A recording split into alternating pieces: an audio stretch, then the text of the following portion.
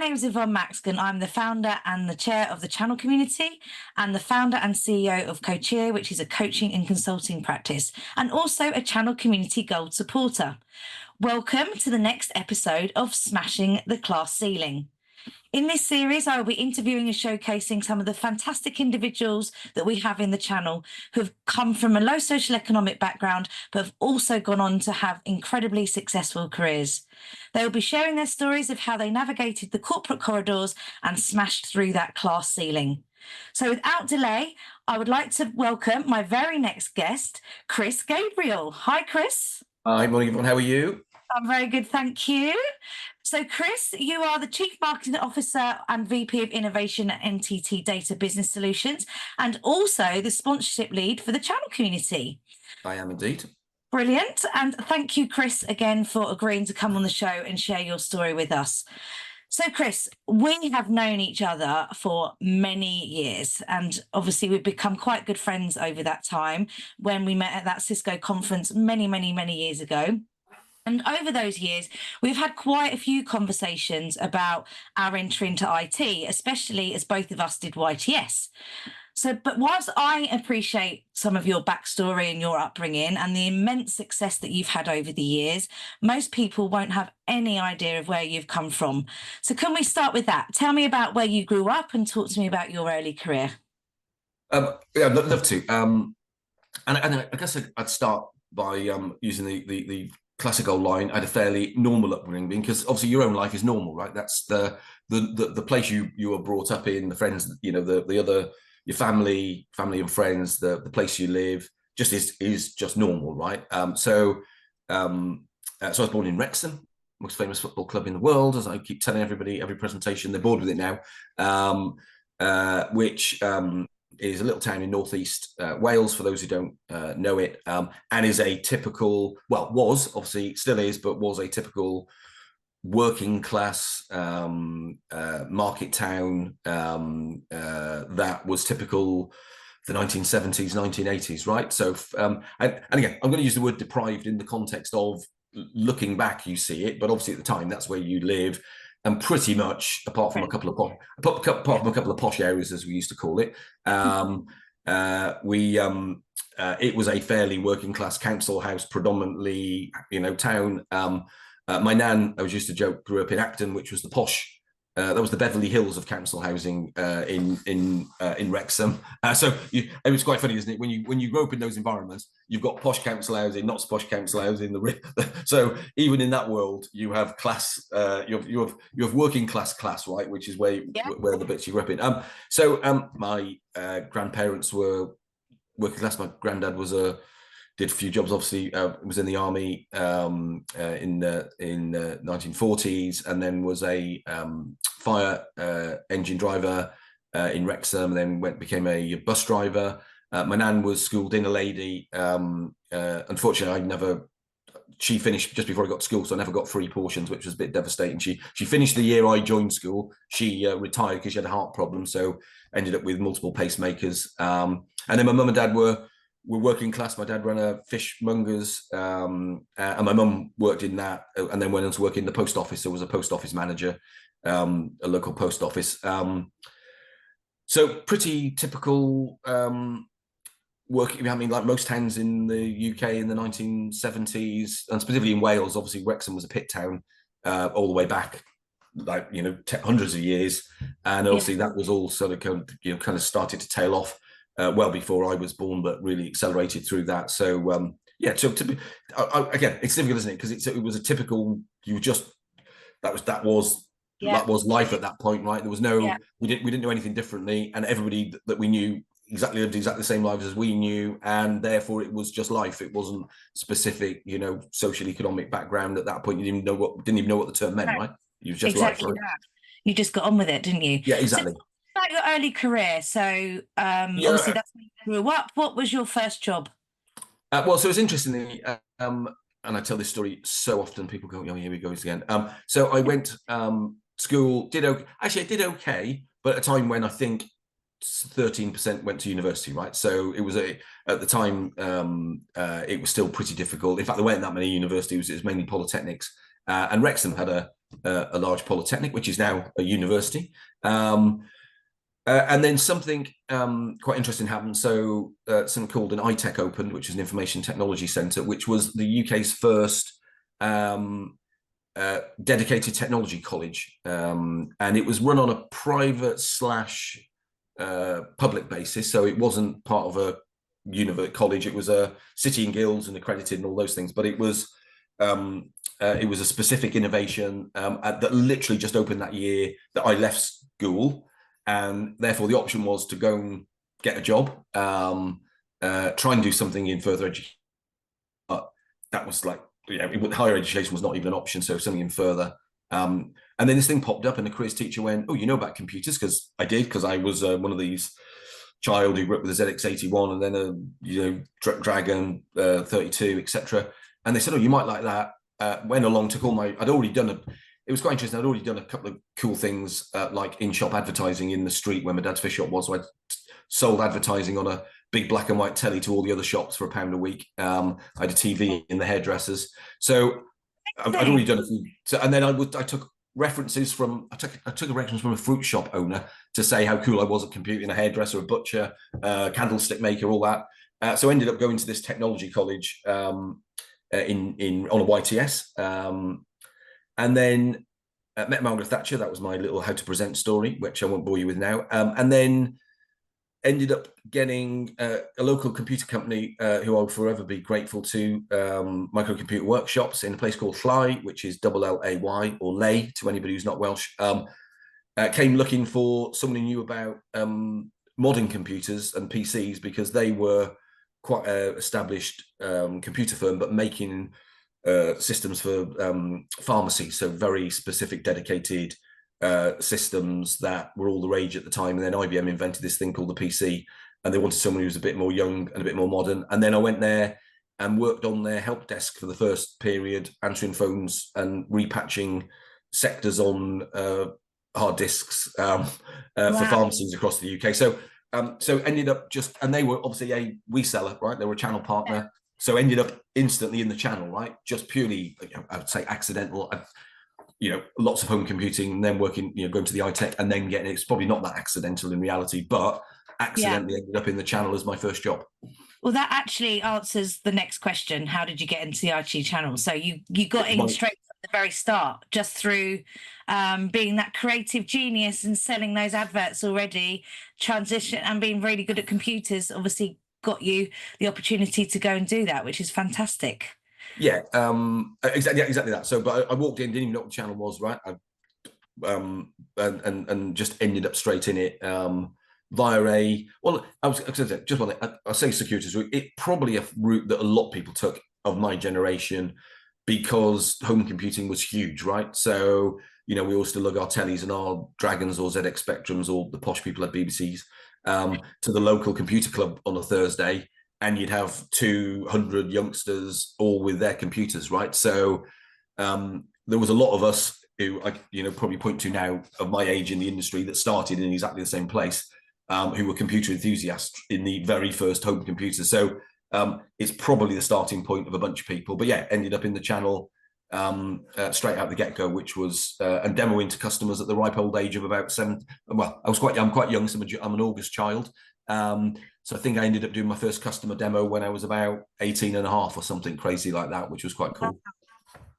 So you're a proper channel legend, Oh, they were like, you started on a Monday, you'll be demoing AutoCAD in 2 weeks' time, kind of thing, right? So I ended up on support desk, and then they said, oh, part of this job is to meet customers, and then do some coding as well. So I ended up coding a major paper mill in the UK about the age of about 18 and a half as well. And then, but doing demos straight away. So you've got a customer, do a demo to them. And I'm like, what's a demo, first of all? And then, so yeah, it was literally thrown in because I was I was one or two people who could do the new stuff whilst they were still making a huge amount of money out of the old stuff, right? So it was pretty cool. Nice. So timing was perfect then from that regard. Always is, isn't it? Timing, bit of luck, bit of judgment, always the story.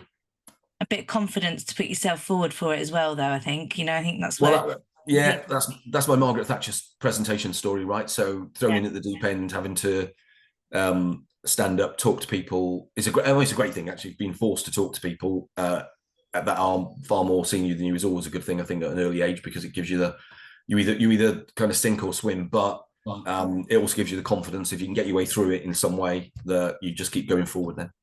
Yeah, no, absolutely. So, Chris, what do you think the biggest challenges that you faced and how did you overcome them?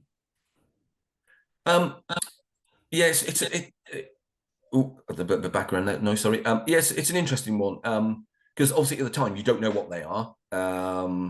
I think, I mean, I ended up in the channel in IT without having any knowledge of what it was. In fact, it really sort of didn't exist-ish in the way that it does today, right? So I think you were kind of a bit like, I guess, the early people trying to find the South Pole or go up Everest, right? You kind of you got an old suit and a couple of ropes, and you kind of figure out your way up, step at a time. I didn't have parents. My mum was super bright, as I've written on a few blogs, right? She got accepted for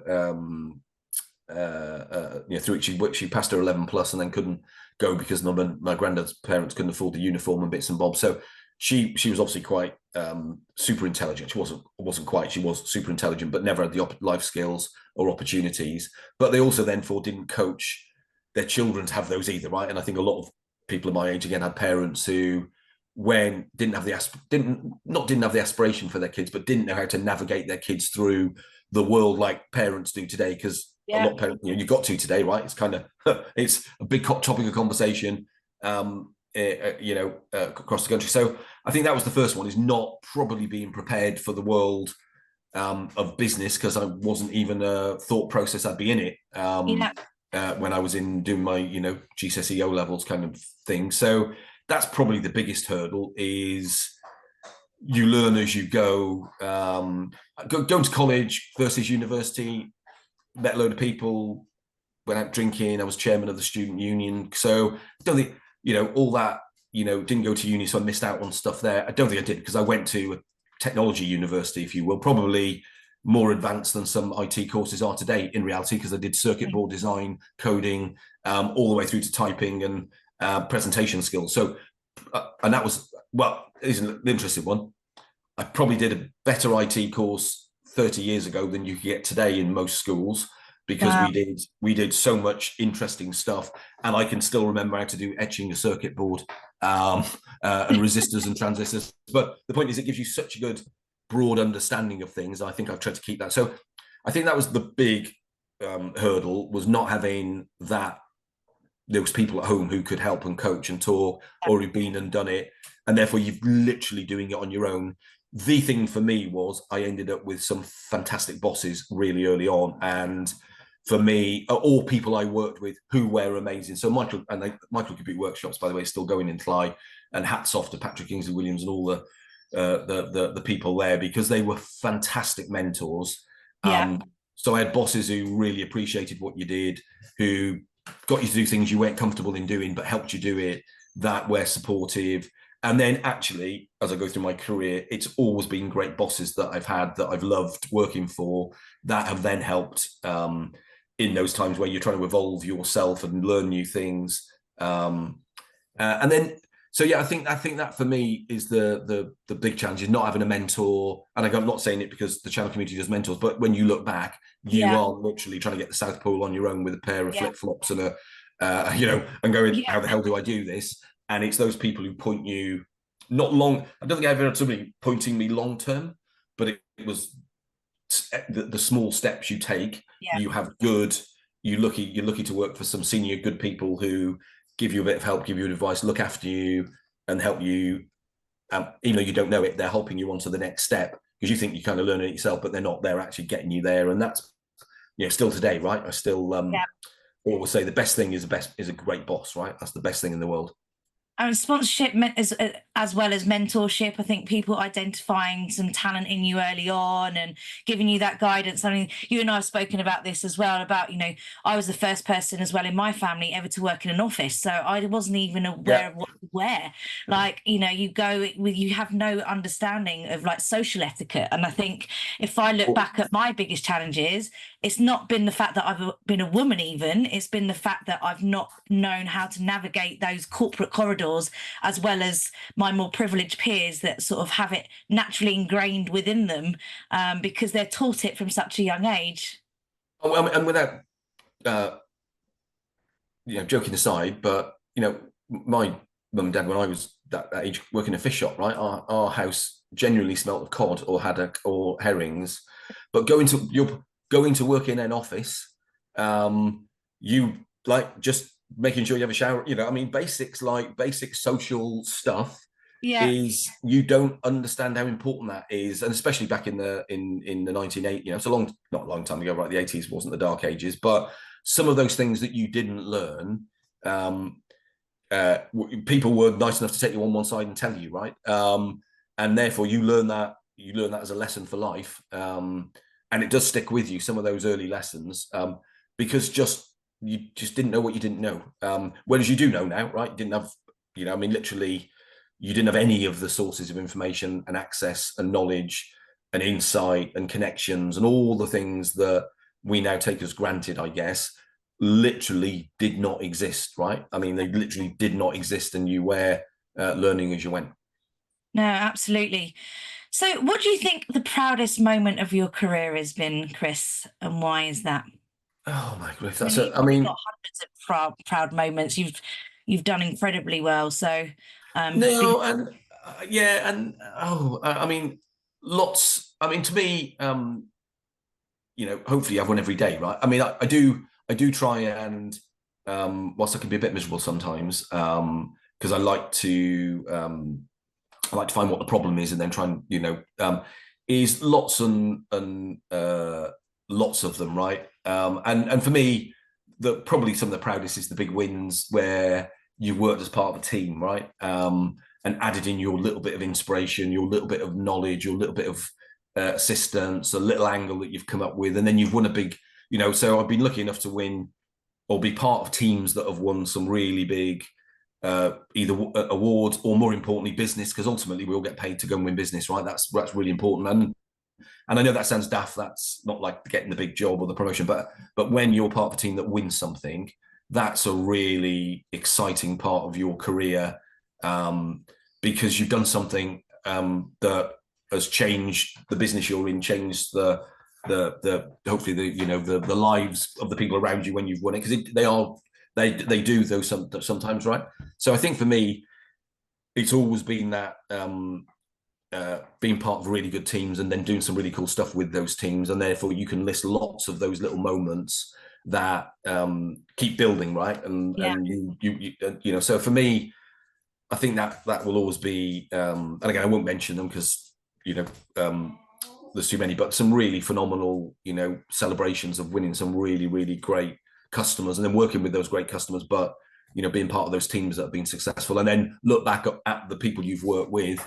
Yeah. And that's always the best moments, is working with great people, and reliving those moments is always super good to just reminisce on, and also keep doing it as well, rather than. Sorry, what was that, Chris? And then keep doing it. It's not all yesterday; it's all today, right? The world is changing, and we're in a phenomenal time for technology. So keep learning, keep moving along, and keep getting excited about stuff. And therefore have another phenomenal moment in a couple of weeks from now. That's that also keeps you going, right? Keeps you focused, keeps you moving forward. Absolutely. Yeah. And I always remember one of the first times we'd ever met, I think you were already smashing the Cisco Global Awards as Logicalis. And, you won quite a few before I got mine. Well, we got ours, should I say. It wasn't like you say, I was fortunate enough to be part of an amazing team that got us to that point. But yeah, it was, that was, I think, one of the first times we ever met. I remember. Yeah, no, we won, I think, a global award ceremonies, and I was like, I'm really jealous. I'd love to win one of those one day. Took us a little longer, but we got there eventually. Yeah, hugging John Chambers. That's always a John Chambers. Absolutely. So how do you think that coming from a low socioeconomic background has impacted your career, either positively or negatively? Well, so just going back to my in the opening is we didn't know we came from a low socioeconomic background. We just came from the place we were born in, right? And Wrexham was 90. Again, the stats would probably show about 90% low social economic background. So therefore, it was just normal. And so I, if I look back and I think, does that keep stirring me on to be thankful for where I am now? Of course, it does 100%. But also, when you then meet other people who came from similar backgrounds, which is a lot of people in my age in the IT industry, because that's just how it was, I think at the time we were very well. It wasn't the socioeconomic background for me. It was the going managing to get to a place of learning around technology that was very broad, which gave me a really good broad. And again, maybe not going to university and doing one subject, but going into a technology college that did lots of different areas may have been the best thing that could have ever happened to me, because I might now be a professor of bricks in pyramids or something or other, right? Some very specific thing. Whereas I went into something that really took a broad thing, which I wouldn't have done if I'd have come from a higher socioeconomic area. So first of all, I wouldn't have been in IT if I'd have probably been in a higher socioeconomic environment. So it probably got me where I was. Actually, for my mum and dad was quite interesting. So when they invested in the first computers that I had, that was a big thing for them. I think the Dragon 32 was the most expensive thing they'd ever bought when they bought it me on hire purchase. And maybe that wouldn't have happened if we hadn't been in. So in other words, they were doing something to try and lift me up a little bit. So yeah, and so I think, and then the benefit I think the IT industry has done is it's brought lots and lots of people from what would have been low socioeconomic environments to get on in life really, really well. It's created lots of really good careers. It's allowed people to move socially massively across those impacts. So, I think in a way I'm only here because I was in Wrexham in a council house and my mum and dad worked in a fish shop, and then they ended up buying me a Dragon 32, and I just had a bit of an ability with technology at the time, which was coding. So, I guess in a way I wouldn't be here if it wasn't for it. But I think it just keeps you grounded, focused, and makes you very, very thankful that where you are today, many, many, many years later. Right? But I imagine that lots of people, that's a fairly typical view of the world. Yeah. And I think, again, something that you and I have discussed in the past, because you know the journey that you've been on, and you know that you're quite privileged to have been on that journey, whereas some of your old friends or school friends were not so lucky. It keeps you even more grounded and more grateful for everything that you have, because you go back to where you've come from and you can still see some people not as fortunate, which is sort of keeps you that grounded and level-headed even more so. Yeah. And knowing what you know now and everything that you've achieved, what would you say to a younger version of yourself? Oh, that's a really good. Don't take your third job in Birmingham when you live in Wrexham. That would be the first thing, because you think it's a 15-minute commute and it's not. So that's probably one thing. I think one thing I think would have been, even though I got some great mentorship, I got some great guidance and advice off bosses, and I do tend to talk a lot. I think I listened a bit more then, and I wish I'd probably have been given a bit more help in how to ask for advice, how to plan a little bit more in terms of career, because it was literally making it up as you went along. And obviously, after a few years, you get a bit more strategic. You learn it, but you learn it over quite a long period of time. Whereas I think, whilst I had really, really great bosses, asking them for advice and actually being confident enough to go and ask for advice in a way that, sometimes having that difficult conversation to ask for advice would have been helpful in that, so I think that was probably something. And again, I still a little bit struggle with it today, because I wasn't given the early, more formal guidance of that. It was a bit more, iterative. I think that probably would have helped, actually. That's probably what I would tell myself is, don't be afraid to ask a more difficult question of your boss. Don't always ask the easy ones, or don't always ask the ones where you kind of, ask some, ask difficult ones, and put yourself in a bit more of a difficult situation sometimes to ask those things. Yeah, no, it's so true. You say about the sort of career trajectory that you go on, and you sort of end up in certain situations based on previous roles or performance and stuff like that without any real thought to it. And I think, knowing now what I do, I think that is something that I would definitely say to people, think about it a bit more, think about where do you want to go, and try and look at how you're going to get there. I mean, because it's so powerful having those goals written down, because a goal written down is more likely to become reality. If it's not, then it's just a dream. So definitely about it a bit more, focus on, look at the opportunities that are out there, start thinking about how you can get there. Is something that I wish I'd have had, for sure. And then which just jumped into my head, is don't rush either. It took me, I am where I am, and very pleased and proud of that.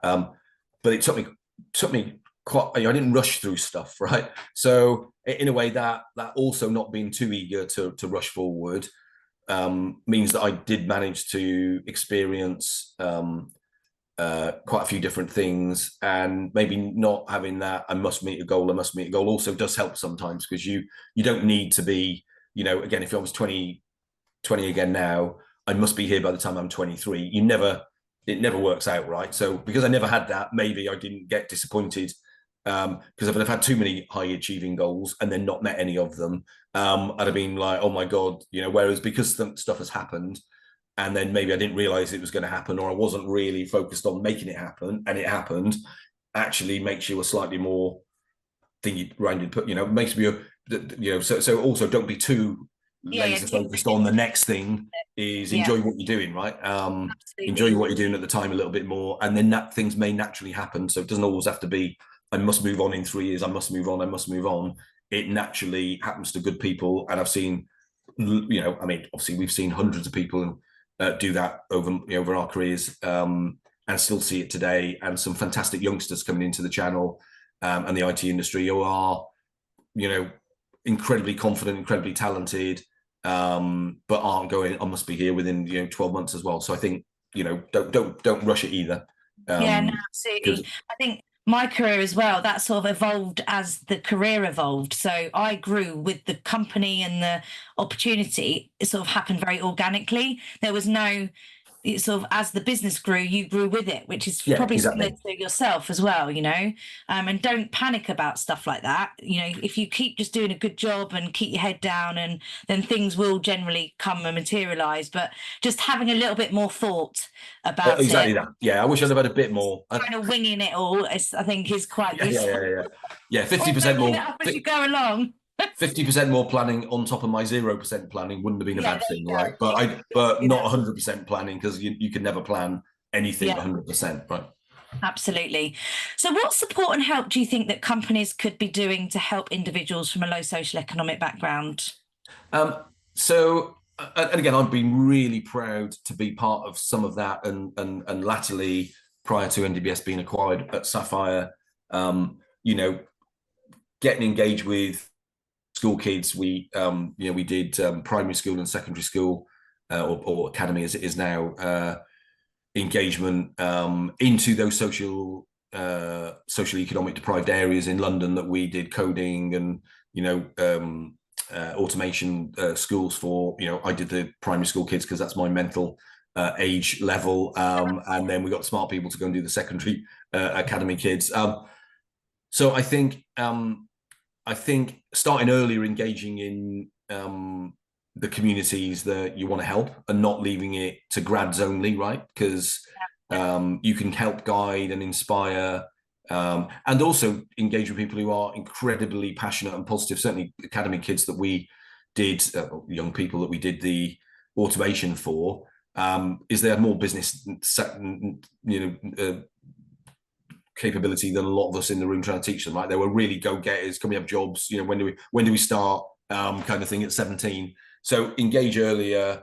And then I think I do think it's the passion. So I'm a terrible interviewer because I love passionate people, and I love people who I think can really deliver, even though they may not come across as well as they they should in an interview. But you can see something there. I'll sometimes go with the underdog rather than but I think that's maybe going back to, I was an underdog at some point. So I think that might be just ingrained in me a little bit.